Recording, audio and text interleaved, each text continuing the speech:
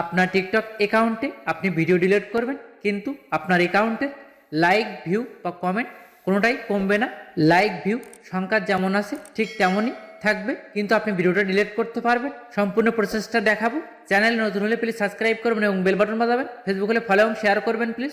টিকটকে আসার পরে এখানে আপনি প্রোফাইলে ক্লিক করবেন। প্রোফাইলে আসার পরে এখানে আপনার অ্যাকাউন্টের সমস্ত ভিডিও শো করবে। এইখান থেকে আপনি যে ভিডিওটা ডিলিট করবেন সেই ভিডিওটা আগে আপনি এখান থেকে বের করবেন।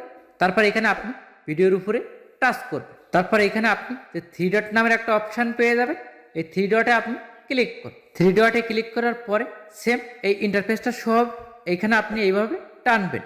এইখানে আপনি প্রাইভেসি সেটিং নামের একটা অপশান পেয়ে যাবেন। তারপরে এখানে আপনি এই প্রাইভেসি সেটিংয়ের উপরে টাচ করবেন।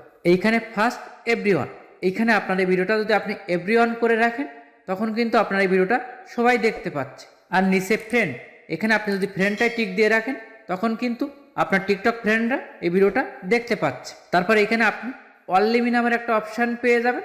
এটা এখান থেকে আপনি সিলেক্ট করলে কি হবে, এই ভিডিওটা কিন্তু টোটালি কেউ দেখতে পাচ্ছেন না আপনি ছাড়া। অনলিমি রাখলে কিন্তু কোনো ফ্যান ফলোয়ারের কাছে আপনার এই ভিডিওটা যাবে না বা কেউ দেখতে পাবে না।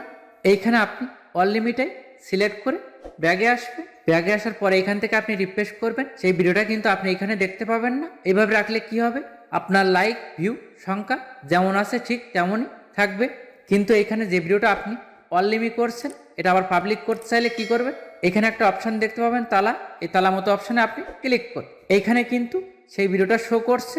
এই ভিডিওর উপরে টাচ করে এখান থেকে আপনি 3 ডটে ক্লিক করে এই প্রাইভেসি সেটিংয়ের ভিতরে গিয়ে এখান থেকে কিন্তু আপনি আবার এভরিওয়ান করে রাখতে পারবেন। এভরিওয়ান করলে সবাই ভিডিওটা আবার দেখতে পারবে।